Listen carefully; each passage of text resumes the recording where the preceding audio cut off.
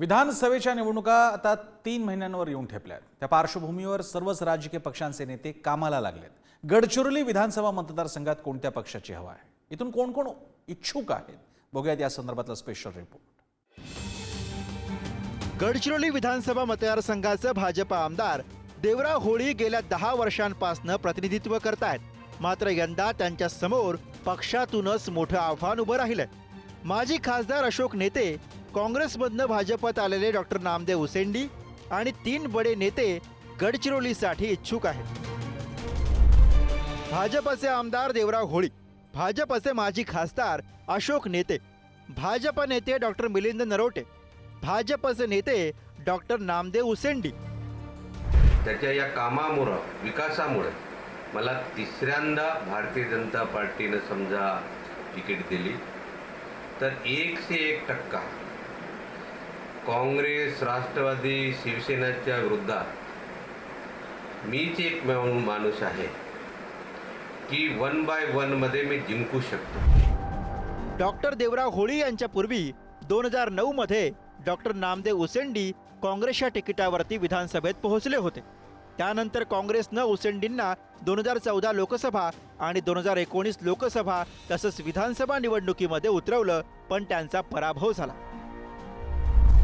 भाजपच्या देवराव होळी यांना 97,913 मतं पडली, तर काँग्रेसच्या नामदेव उसेंडी यांना 62,572 मतं पडली। मी विधानसभेचं उमेदवारी काँग्रेस पक्षाकडे मागत आहो आणि मी जनतेमध्ये जात असतो तेव्हा जनतेचा एकच प्रश्न असतो की तुम्ही आमदार कोणत्या मुद्द्यावर तुम्ही लढणार आहात, म्हणजे आमदार म्हणून तुम्ही काय करणार आहात आमच्यासाठी, असा एकच प्रश्न जनतेकडे असतो। यंदा काँग्रेसने गडचिरोली लोकसभेमधनं नामदेव उसेंडी यांच्या ऐवजी नामदेव किरसान यांना लोकसभेमध्ये उतरवलं। त्यामुळे यंदाच्या लोकसभेपूर्वी उसेंडींनी काँग्रेसचा हात सोडत भाजपचं कमळ हाती घेतलं।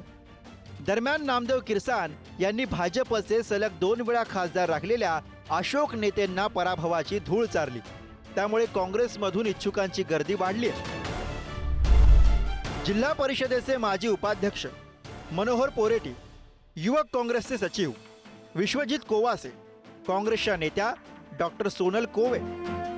ज्या पद्धतीनं आम्ही या संघटनेच्या माध्यमातून या क्षेत्राचं काम करतो, सर्वसामान्य माणसांचे प्रश्न सोडवण्याचं काम करत आहे, या सर्व पार्श्वभूमीचा विचार करता पक्षाने आम्हाला उमेदवारी देईल आणि अशी पक्षाकडे आम्ही अपेक्षा करतो। महिला पण या जिल्ह्याला एक कुशल नेतृत्व असं तुम्ही लाभून देऊ शकता आणि त्यासाठी मला आमचे सर्व पक्षश्रेष्ठी जी आहेत त्यांच्याकडेच माझं पूर्णपणे लक्ष आहे आणि ते जे निर्णय घेतील ते आम्हा सगळ्या उमेदवारांना मान्यच आहे।